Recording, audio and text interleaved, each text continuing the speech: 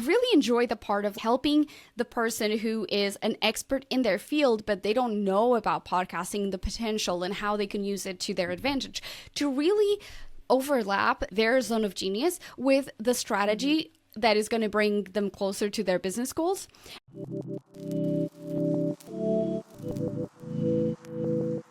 Welcome to The Format by Chorus Studios. Technology is always changing, and so is the format, or how we produce and consume media. The Format is a monthly newsletter on Substack and a podcast, where I, Flo of Chorus Studios, talk to you, producers, co-hosts, founders, about the newest and the best practices in podcasting today and tomorrow. From technique to technology, we will explore what new AI tools are podcasters using and why. How to prep for a podcast interview as a host or a guest. Which mics are best for your budget? And even, what happens in your brain when you listen to a podcast? These are all questions I will be asking on The Format. This series will allow me an opportunity to continue learning and growing as a podcast producer and share those learnings with you. So I hope you'll join me on The Format on Substack.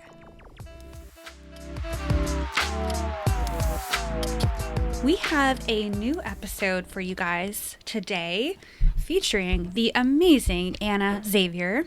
She is originally from Portugal, where she has a background in radio as a producer and a journalist.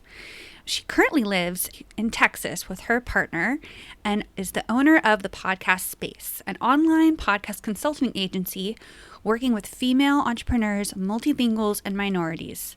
She and her team have helped 30 plus national and international professionals create meaningful and sustainable podcasts to accelerate their business and build trust with their current and future clients. We go over unconventional and pretty smart ways to use podcasting.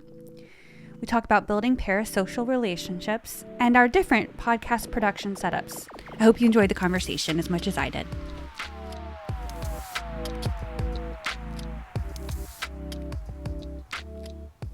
I wanted to say that I love your content.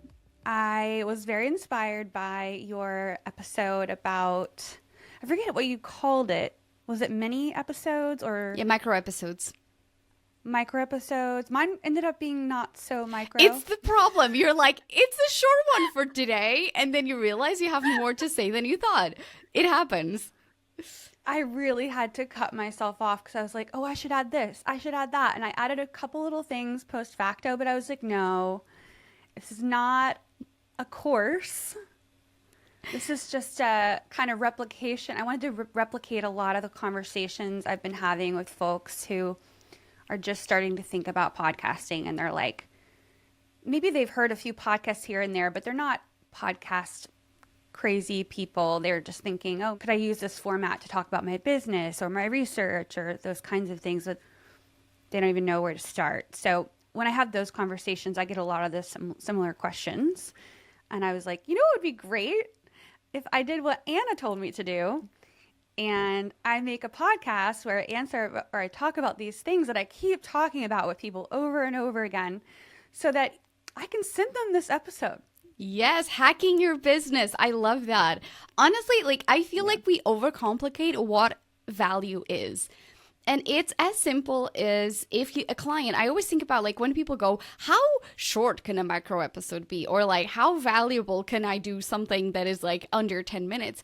And I'm like, well, how many times do you have conversations with people where you're necessarily not having a monologue, but telling someone how to do something in a very clear and specific way, and you covered exactly what they needed to do. And you even gave examples. And sometimes it's 6 minutes and it's done. And I'm like, why should a podcast episode be longer than that if the delivery included everything that you needed it to be? It's as simple as that. And people think that because they watch episodes, they're 40 minutes, 30 minutes. They're like, oh, that's the standard. I'm like, no, it does not need to be. People are busy. So why would you do that to yourself? I know.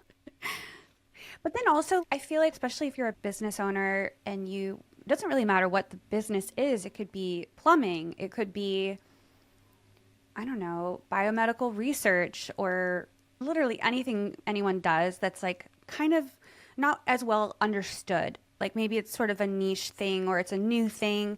and people have a lot of questions, and you kind of practice. You end up just naturally in life. People ask you what you do. They ask you more about it. You end up getting similar questions, and then you end up trying out different answers. And over time, you realize like what worked in explaining what you do and how you do it and why you do it. And so then you start using those things over and over, right? Yeah. And that's what I was like, oh, I've now come up with a couple really simple ways to explain these things about podcasting to folks, and I'm going to put it in a mini episode.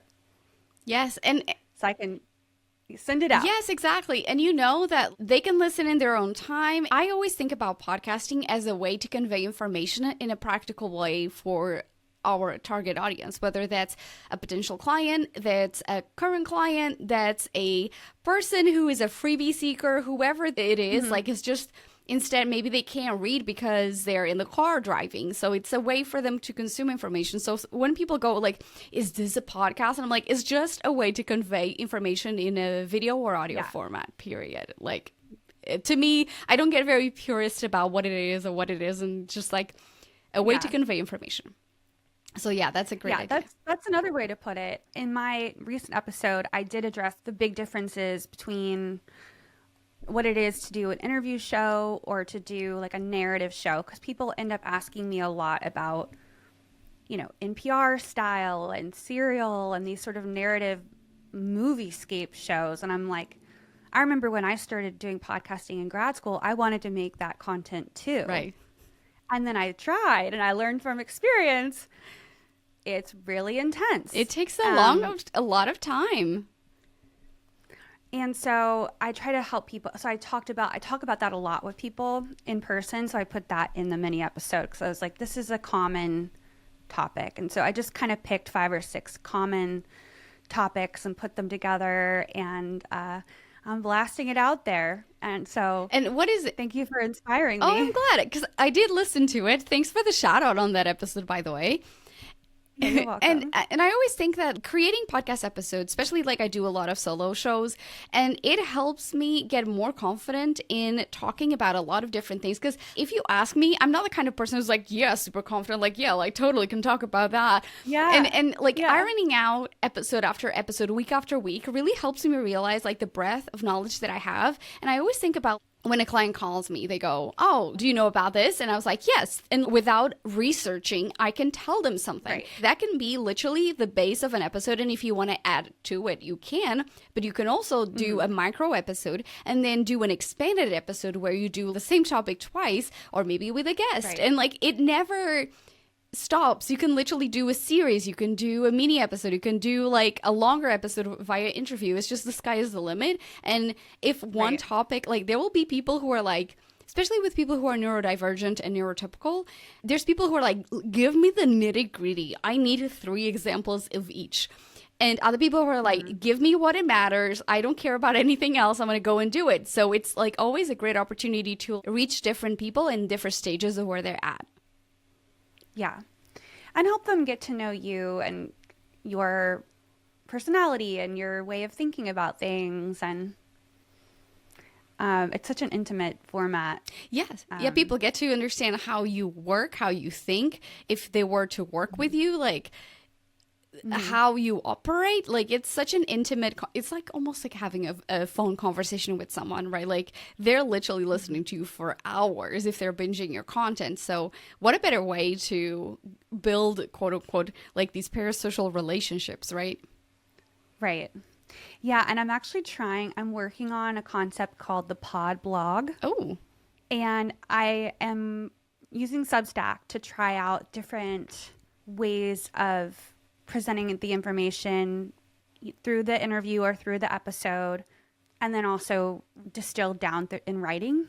So I'm working on that, and I feel like that could be something a lot of people could use. Yeah, because Substack is super popular, and by the way, props to you for trying something new, because this is newish, using like integrating Substack with podcasts. So I'm sure people will be really interested, because that you have like you're tapping into an audience that is Substack at its core. There's people who are like, that's just that. Like I don't even subscribe to newsletters. That's just Substack. So tapping into it and providing an alternative way to consume the content is really interesting. So I'm definitely going to be looking out for your thoughts on it, what is working, what isn't. So Yeah. yes. Yeah, it's so funny. Yeah, not to get nitty gritty, but I found a little bug, not a bug, but like a thing I don't like about it today.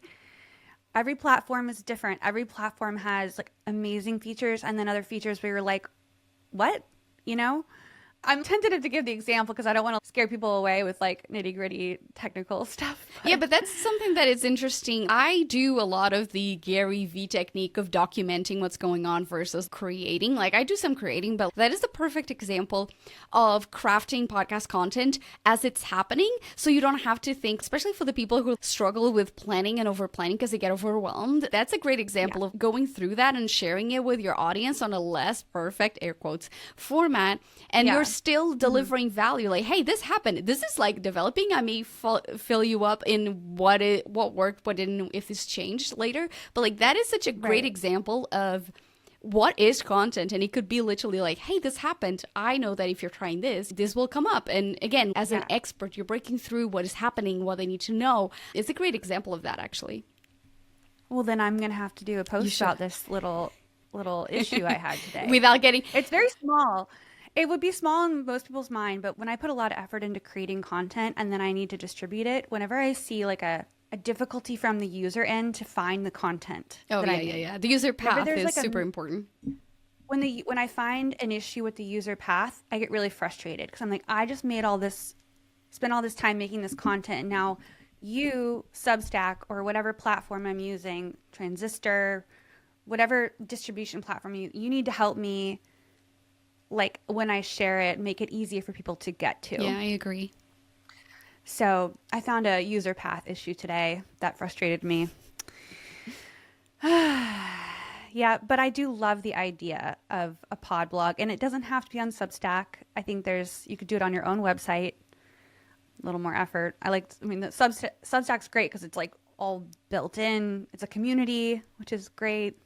It comes with recommendations, so it basically recommends your content to other people with minimal effort. So yeah, that on the organic discoverability is actually really great in that sense, I guess. Well, okay, so switching topics completely, I'm just curious about your setups. For example, I have a Shure. I'm not a gearhead. I have a Shure microphone, pretty fancy, with a arm, and it's connected to a Scarlett mixer, and it has a cloud lifter. It's like I had a musician help me set it up, so it's like you're set. And then but I don't have a webcam, but I do have a light. Interesting. Do you have a webcam? What kind of mic do you have? I'm not a gearhead either, and I always tell people I used to produce podcasts in a studio, live stream to the internet, run 4 cameras, run the microphones, run the feed, read comments, switch cameras. And when I launched my show in 2023, I was like, I am not creating any of that, because from the user standpoint, one, I don't care that much for setups anyway. What I talk about is content and marketing that podcast and processes. And so when I'm talking about this, it is actually coherent from a standpoint of cohesive messaging when I don't have a very complex setup, because it makes sense. My users, my listeners, my community understands she's talking her talk and walking her walk, right? So I have a USB-C microphone. It's an Audio-Technica ATR 2100X. I always say this enough times that I'm like, I think that's what it is. So basically plugs directly into my computer. I have a Elgato webcam, so it's basically a better webcam. Plugs directly into my computer too. I have a ring light because on my right side I have 2 windows, and so it normally would give me a very dramatic shade on my face. So again, I have the knowledge, the technical knowledge. Is just I just don't want the work. And then I have the ring light, a big ring light faced me. It is angled higher up because I have glasses, and if I lift my camera a little bit, and for those watching you can see, I love that. And I have anti-glare. This is potentially the most important non-gear-wise, but really good thing that tip that I would recommend to everyone is get anti-reflection tint on your glasses. It costs $25. And it Wow, that's stops. so Yeah, smart. and I don't have any glasses left that don't have it, so I can't like show befores and afters. But it's Yeah. one of the most important things because people need to see your eyes. And right now I'm looking directly at the camera.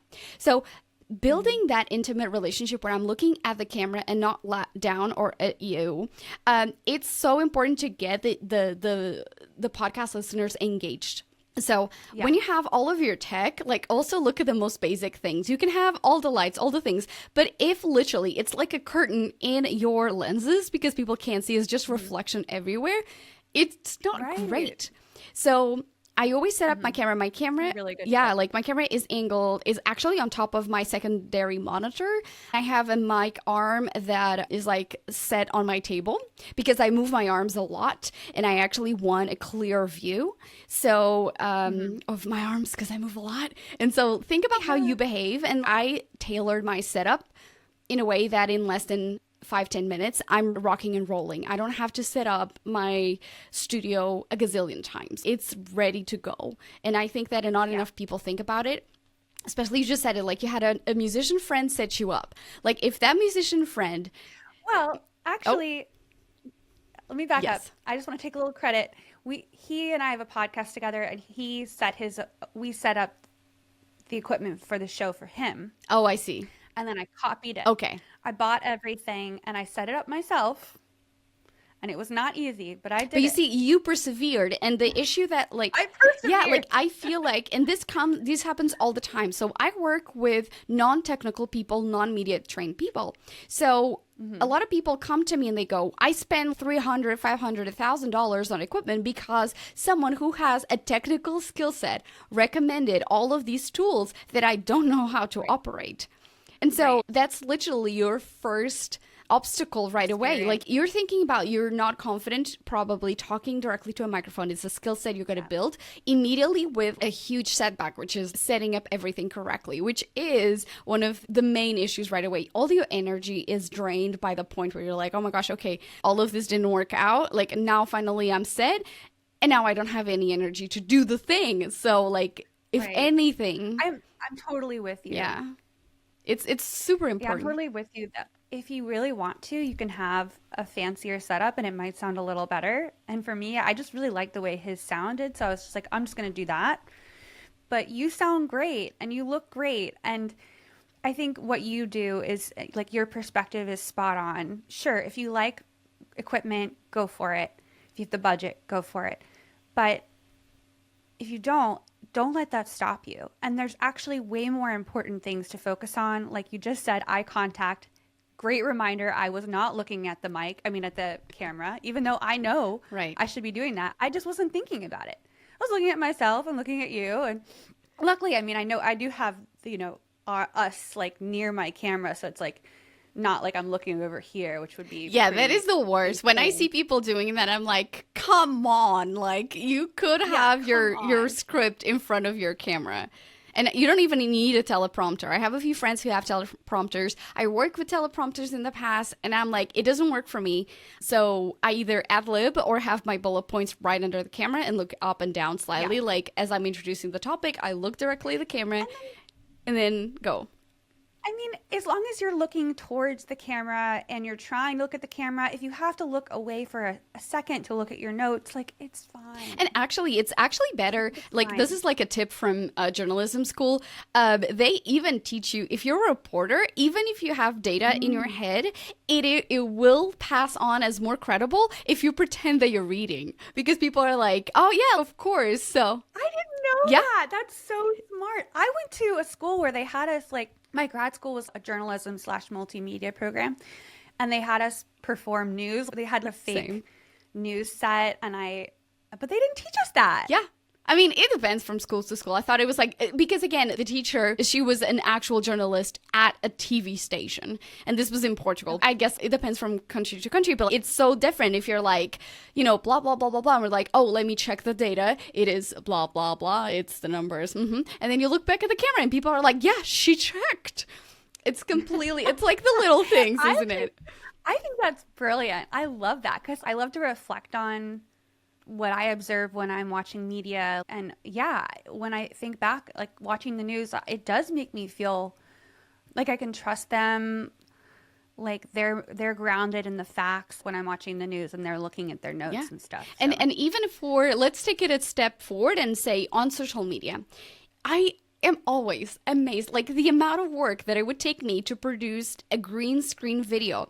And today I can pull my phone and use a filter, even though I have green in my background, but and use a filter to literally overlay myself over a piece of content. Like, it's so simple. Right. Yet, those are the videos that when I share, people share them a ton because it's like, I'm not just talking about it, I'm showing you a screenshot from my phone or like the news piece or whatever. And then like when you're pointing, it has more credibility. If you're doing a YouTube video, you can use a screenshot and overlay it on the screen. Like, there's so many ways to relay that trust with minimal effort.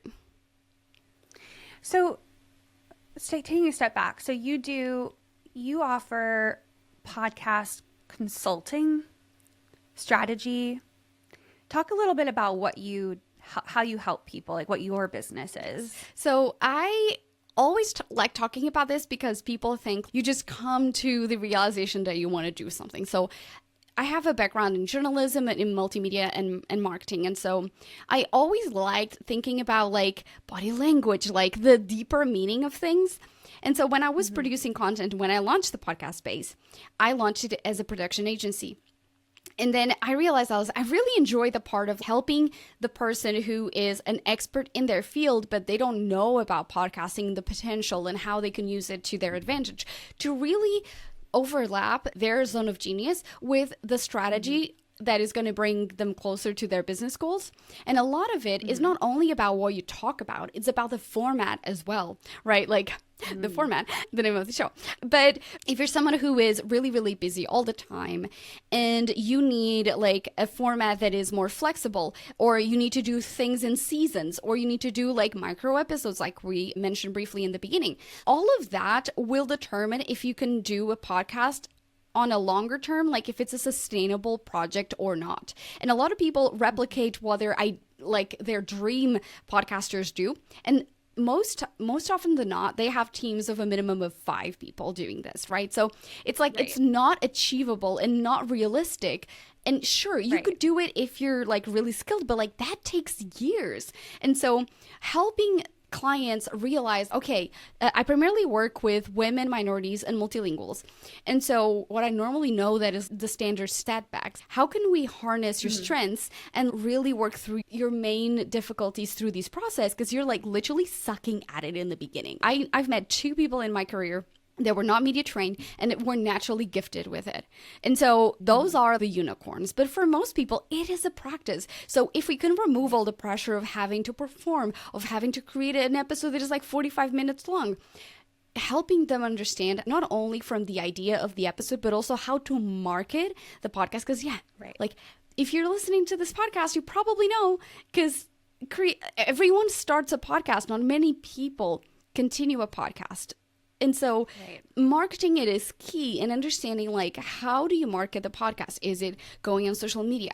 If you're having a newsletter, how do you integrate that? How do you integrate it with a high effort or a low effort technique? There's so much to think about when you're looking at these content strategies. So that is something that clearly, like, I light myself up and I light the room because I'm like, I want everybody to think about this. And yeah, no, I think we're both really excited about a similar thing. I mean, I just think people are so interesting, and we as humans have so much to offer, like alongside our research or our work or our brain, also our emotions, our stories, our personality.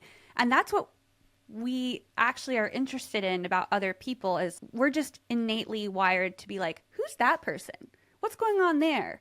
And like, if you can share your work and your passion alongside your humanity, your personality, I think that just creates so much more dimension and interest in you and your work. And like, it's just, and then radio, like hearing someone's voice, like I want to do an episode about the psychology or like research people are doing about what happens when you hear someone's voice and you're not watching them, you're just listening to them. Well, I may want I to feel like replay that episode on my show. Like, I may say, hey, can I have that? And I'll do a feed drop. Because that, if you're doing all of it, like, I would love to share it with my community. Because that's a really fascinating topic. Everyone's like, oh, let's do video. And looking at the strategy, video has its advantages, but it also has its disadvantages. And so yes. the audio, like the reason why podcasts are so popular is the barrier to entry is so low, and it has so much impact, is so powerful. So that makes a ton of sense. I'm very curious about that episode.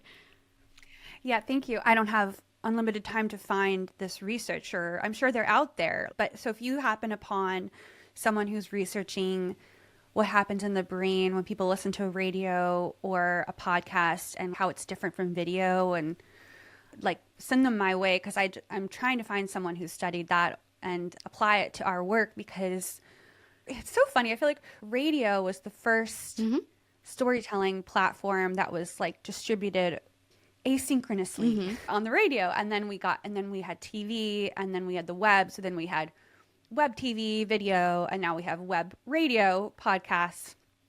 And people are like, oh my God, audio. And it's like, actually, that was one of the first storytelling formats that was widely distributed. And if you think about it, side note, like spoken word was the primary way to convey information through generations before like people started like writing and documenting things in walls and stuff.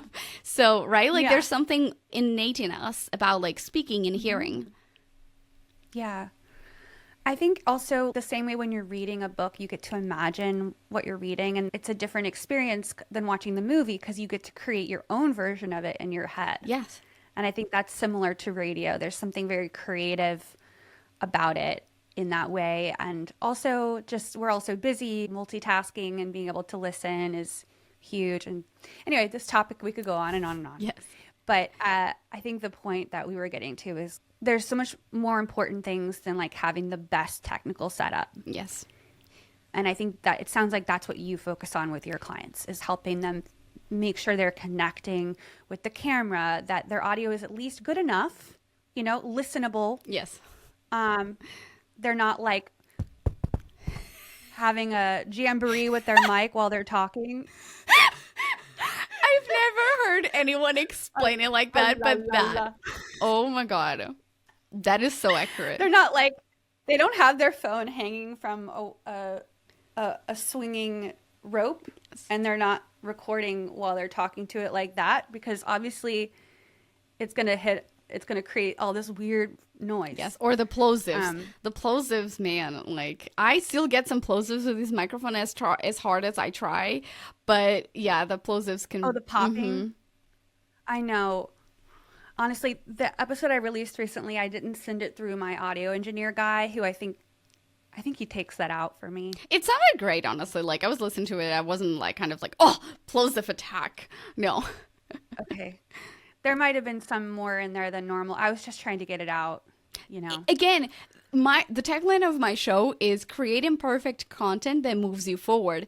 And again, what did you do? You were not 100% happy with it, but it still came out. It's still delivering value, right? And again, you're not obsessing over like, oh my gosh, I got to re-record this 1,000 times or like, again, actually audio, you can always go in the back end and like fix that in post-production whenever you have the time, and it can be fixed. So I have these great people that I work with to help me with post, and I always send all of my client work to them, but sometimes when it's my own stuff, I just need to get it done. But yeah, he's a sound engineer, and he'll basically just make sure all the edit transitions are smooth and get rid of the pops and any obvious glaring imperfections. He'll also just make sure the audio sounds as good as possible. Even though we've got great mics, he can just do his music magic on it, musician post-production magic. And yeah, it's super nice to have, because I like doing the editing of the content, but then he'll just like give it a second eye or listen in case I miss something, and then also just make it sound a little better. It's always good to have someone on your corner who's like, hey, like you missed this. Or yeah, and they're smart people, like they'll help me pull out sound bites and stuff, and it's just hard sometimes to do all of that on your own when you're so familiar with the content. It's nice to have someone else be like, this part was cool, But I was going to say, whenever I have the time, I can send it to him and he can send it back to me and I can re-upload the file and it's not going to change the post. Like it'll still be the same It will link. be same It'll just like analytics. You won't lose any the same downloads. analytics. I don't have to delete it and republish it. I can just upload a slightly better file like when I get to it. 100%. So I definitely have done that in the past where sometimes you're on a deadline and it's good enough and you need to get it out. And then a couple of days later, you secretly upload a slightly better version. Yeah, and like I think that enough people get analysis paralysis because they're like, it's either this and it's the standard that is completely unachievable in the long run, or let's say it's not even podcasting, it's like newsletters. I sometimes tell myself, I'm like, you know what? I'm really exhausted. I'm a one-woman show. So I'm like, this week's newsletter is going to be a bit shorter. What matters is that you're delivering one piece of content that the audience can go, this was valuable. Nobody's counting your characters. Nobody's counting the minutes you're releasing. If you can be consistent, that's what will matter to the audience and to potential clients that see you being consistent. Yes. I am working on that for my own Chorus Studios content. I'm doing okay, but not being too hard to yourself is honestly the key. I'm just like, if I'm telling clients that perfect is not always going to be happening, like I can't just beat myself up and be like, this has to be perfect. It doesn't make sense. So yeah, I'm embodying it first for my clients. That's how I always think about it. Well, cool. It was nice to hear about your work. So I know you help them with getting started and thinking through like creating a production strategy that's going to work for them. Hang on. And then in terms it's not necessarily production. I don't do production. It's more about like the content strategy. And I work primarily with people who some come to me and they're like, oh yeah, we don't know how to start. But I primarily focus on people who have been producing for about 3 to 6 months and it's not working. And what issues do they normally have? So normally they are releasing content, they have consistent content, but it's not reaching their goals. So for instance, if you are someone who wants to show up as an authority, but all you do is having interviews with other people about things that are not necessarily helping paint you as a thought leader, is all you're doing is like give the stage to your guests and you're never making any remarks or connecting the dots to your listeners.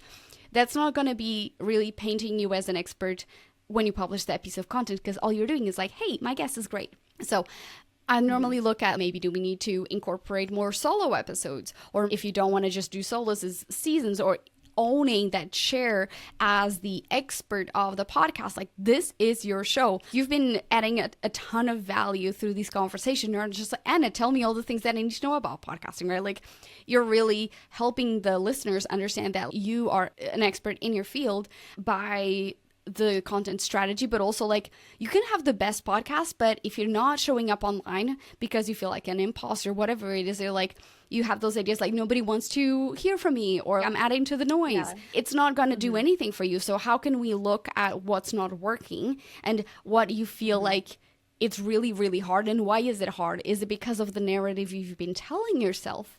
Or is it because maybe you're putting all of this effort in releasing content that is not optimized for the platform that you're pushing content to? Or do you post and ghost? That's like classic podcaster. I don't like social media. Let me post stuff. And then why is this not performing? Why are people not connecting? I'm like, well, this is like a landscape mode on something that's supposed to be vertical. Like, what? Right. So stuff like that lights me up, because people get stuck on these ideas of, oh, no one wants to hear from me. Like, my show isn't growing. And when we're looking at the analytics and we're like, okay, this is a niche show, but this person is able to get like $150 per month in recurrent donations, or they've been able to grow the show from a 2.5% to a 2% podcast. Like, all of these things that sometimes people, they don't know what they don't know. And they go, oh, like, this is not relevant. I'm like, you could literally get sponsors through all of these things that you already have on the show. So I work with clients to understand like how to leverage the show better, whatever the goals are. Right. That's awesome. Yeah, I think because I worked in social media before, I intrinsically know how important it is to get sound bites out there, trailers basically. I did TikTok and Reels for clients before I started focusing exclusively on podcast production. So I always make TikToks and Reels from the show for myself and for my clients. And then my main client, I post it for them. But there's definitely sometimes I see with people I work with some like, I don't know, some hesitancy to promote it. Like you have all of these great content and somehow you feel like it's not worthy to take space. And it sometimes is based on a couple of things, which is maybe you released a few pieces of content that were not optimized. For instance, the audiograms that is like static image or cover art and like basically audio. But like the user, when they're opening the app, they don't know because there's no subtitles. There's no indication that they should be listening. Or like the platforms themselves changed and moved into a different like stage. And so they're pushing other types of content. So you just saying, I'm sticking to the thing that gives me the least work. I'm not even ever talking to my audience, asking them what they like. Or taking that minute to think, maybe I don't. And this is a strategy that I always talk to my clients. Maybe you don't need to create a clip from the show. Maybe all you need to do is do a direct to camera, a talking head video where you're literally telling your audience why they should listen to this episode. This is so simple. If you end up the show and you're like, I could not look at it anymore, you can totally like do, hey, I just finished editing this show about the thing, and did you know this one thing that blah blah blah, like you should totally check out the episode. I'll include the link in, you know, like the description or the bio or whatever. And literally this is so simple, and so many people get in their heads about what a podcast promo needs to be, and they slap the cover art and they go, new episode is out, and it's like, you're not telling them what it is, why should they care, or what they'll get out of it. So let's think about like, why is this not performing? Probably because you in the first place are not excited to share this thing. So let's turn that around. There's so much psychology. Yeah, I think honestly, you and I could work in tandem because I like to create this stuff, but you have so many ideas about things to create, and also helping people get beyond the psychology, because I don't offer that surface service. I'm not like angling to be their, you know, motivation coach. I'm more of just the production. I do strategy, and I do encourage them to share, you know, but you know, maybe if they're ready to get help, I can send them to you. Yeah, and you know, like I think that most people don't even realize the stories that they're telling themselves. But because I've been doing this since 2008, and like with some people that were journalists and with people who are not media trained, like I identify the reasons why. I go deeper into the tell me more about this. And normally it's like they think it's always overcomplicating what the task needs to be. And creating something like they're not allowing themselves to, one, have fun. And if you follow me on Instagram, I'm at the podcast space. I literally show so many different ways to promote a podcast, to engage with your community, to showcase expertise in a way that isn't like me, selfie, like, you know, or like highly produced content. It's like, it is about establishing, like you were saying, that relationship with the audience and that intimacy and that expertise in ways that you get excited about, because guess what? If you don't enjoy it, it's not going to last. So just putting that out there for people. Yeah, and then also I was talking myself through today, like, shouldn't I talk about this or that on my show? Should I dress more formally? I want to make sure I'm staying within my brand, but also people would hire me because they like what I specifically bring to the table. Yes. That I'm like honest and real, and like maybe I can encourage them to be that way, and not just this like stiff version or person. So I don't know. I think differentiating yourself could be really exciting to other people as well. And again, like we live in a very exciting way. I've done communications where prior to 2017, like people wanted the corporate video. I was supposed to sound like this, have a deeper voice, connect with you, and be paced, have the perfect video setting. And now it's like we can be people and people will connect. And again, talk about like your value proposition. Someone who is too polished and is talking about how it's okay to be authentic and people only see someone who looks like they're rehearsed, it doesn't compute. So before it was so strict, and today we have the freedom to do so many more things. So own it. Like it's It's okay to experiment. You can still be professional. Like, I am not wearing makeup on this video. Are you thinking that I am not as professional because I am not wearing makeup? No. It's just one of those things that I always think about. If we as women, and this is specific to women, but like, what are our roadblocks and how can we embody the change that we want to see? You don't need to be all full face of makeup and spend thousands of dollars and get your hair done and whatever to convey content that is useful and connects to people. So you're talking about striking that balance between showing up professionally and also showing up as the person that you are, and they would be willing to work with you in that setting. So that's super important. Yeah. Yep. I have a lot of thoughts going through my head. Being a woman entrepreneur, that bigger companies are thinking about maybe hiring you.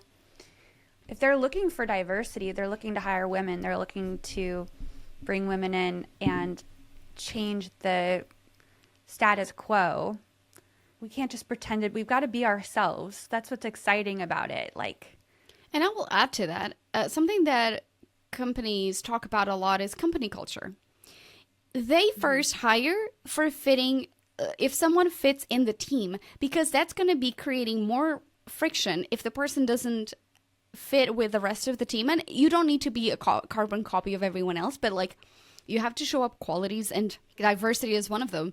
These skills can be taught. So if you have the baseline skills, but you have a personality that it's not going to work with the rest of the team, guess what? You're not going to be hired. So you might as well show up as you are and try to mirror some behaviors that you already see there. And again, so many opportunities can come from you being yourself. A ton of people come to me, they go, you are talking about things that I don't see anyone talking about. I'm like, yeah, because I know nobody's talking about them. And I want to be the person who talks about them and gets the invites to talk about these things because I was there first, or like I talk about it. Yeah. So that can be a unique spin and unique selling point, actually. Yeah, I think so too. Well, we've talked, I think I was going to ask you your top 5 marketing tips, but we've kind of gone through a couple specific things, like making a video straight to the camera about just saying what you loved about the episode and inviting people to listen. Any other tips and tricks for marketing? Yes. So really think about, one, what are you wanting out of these episodes? Like, every single time you're publishing one episode, think about how will this in the long term help you and your business, or whatever the goal is. Like, how will it get you closer to where you want to be? So whether it's to create content that will save you time with clients, whether it's positioning you as an expert, whether you have an excruciating, uncomfortable level of anxiety when you're talking to video and you want to get more comfortable. And every single episode is getting you closer to getting more confident talking to the camera. So literally get clarity on what that episode is serving, whether that's serving you or serving your audience. So a lot of people create content constantly and they're like not looking at the analytics. That would be an additional tip. What is already performing well? Analytics are the gold mine that is what is working for your listeners. They're consuming that content. And then last but not least, make sure that people really know what they're listening to. So be really descriptive on the titles. Don't just go 5 tips for podcasters. It's like 5 tips to better market your podcast. Make sure that when people are going through your content, they can really identify if they want to play that episode or not. And so that will really help you in terms of organic SEO and just in terms of user behavior. People like sticking in that mindset of, I want to get into this or I don't want to get into this. Because if people listen to it and like, I don't care for this, that will impact your consumption data, your episode consumption. So people will be not listening to the whole thing and you're like, why are people not listening? And it could be for a multitude of reasons. So I would suggest those as like really key points to add to whatever we've already added on this lengthy and value-packed episode. Descriptive titles, look at your analytics, like kind of clock what's working better. For example, I started making visual sound bites from shows and adding in B-roll. If it's a story someone's telling about energy infrastructure, I'm going to show power lines on top of and then I'll go back to the image of them talking. And then if they're talking about windmills, I'll show windmills. And then I'll go back to them talking. And like those sound bites with the B-roll of footage showing what they're talking about have done like so much better, 5x better Nice. than the videos of just them talking. But the videos of just them talking do better than the text only, no video at all. So there's like tiers of increasing success I've seen. Yeah, and I think every episode or every post will have different behaviors. So there's like the public facing behavior and the private. Right. So some people may not engage with it, but they'll save it. Or it may be good for brand awareness, but it may not be great for commenting. Like you also have to understand like what do you want to get out of this and what is the likely response that people will have. I know that sometimes if I make lists, I know the main goal for people is going to be to save it or to share it or post when I'm breaking down something. People really save those posts. If I'm breaking down what analytics should you be looking at or whatever it is, right? Like think about different types of posts will create different behaviors for your audience, and it's okay for them to behave differently in terms of analytics. But also look at what's working. Do more of that. What about photography for a show or blog content or captions for posts about content from shows? I think it depends on the purpose. Social media, even though most platforms are realizing that like the shelf life has to be longer because people are tired of being in a mouse wheel, I will always say you need to think about what is long-term impact, lower effort. Like not high effort, high impact is something that is like a very well produced video, a video that goes on YouTube with all of the optimization. But like a video that is on a blog, a video that is like on multiple places. There's like different layers to it. But I will say getting your content on your website, if you're a small business owner or you want to benefit from the show, definitely put that on your website. And there's 2 levels you can literally put. Most websites have an RSS feed update. So basically, if you have a new episode, it will pull the data from your hosting platform or host it on your website and then share it to Apple and Spotify and whatever. Those are always the things that I think are important. If anyone is Googling the topic or you have to be able to show up, right? Like that's just a no-brainer. And then it's better to do 2 really good quality posts than 5 that suck. So really look at creating good quality content and looking at like, why is this not performing? Ask your community about it. Start talking to people, because I think a ton of times we don't know what's working or we don't know why something is working. And so really doing different things, not focusing on one platform. Like as we know, like TikTok could be going away. We still don't know. And if you put all of your promos on one, I would normally say 2 places that primarily are not owned by the same company. So don't put stuff on Facebook and Instagram because it's owned by Meta. LinkedIn and Instagram, or LinkedIn and TikTok. Do diversify. Don't go trying all the things. But those I think are very important for people to keep an eye out for, because sometimes like SEO will change with AI and all of these assistants and all of these integrations. People are not going to go on Google in a few years, right? Like, but what are the best practices for that? We don't know. So that's why it's important to not put all your eggs in a basket. Yeah, and I'm sure like one of the main reasons I like Substack is it sends an email out every time I post something, and that's like a lot more direct than Instagram. Indeed. And I also started texting my friends my content. Oh, that is a very popular way of marketing in Europe. Yeah, really? In Europe? Yep. A lot of companies even have WhatsApp for business, and you can have Telegram for business or whatever. So basically it's like a channel, so people subscribe and they're added to these chain. And so basically when there's a new it basically is that. That's a very used marketing technique for, I think, maybe like 2 years now. They've been really growing on that, in which I'm like, I'm not giving you my phone number. You know what I mean? Like when companies go, do you want your phone number? I'm like, no, because I know you're going to text me all the updates. And it's like, I want to choose, right? Like, but that's a great opportunity if people are like, hey, text me the stuff because I want to click on it right away. And you know, like that is great to understand. I feel like we just sometimes and I don't want to bombard my friends with all of my shit, but we forget that our friends do want to support us. Agree. And we just have to, every now and then we can make a simple ask, like, will you like this post? Will you subscribe to my format, whatever, my Substack? And like, that's such a hard thing to do, but I feel like we should do it. Yeah, exactly. And if they don't want, they'll tell you, I guess. Or like you can, if they're never responding, then that's a pretty good cue that they're like stop sending me these. Yeah. Well, I feel like we've gotten through a lot.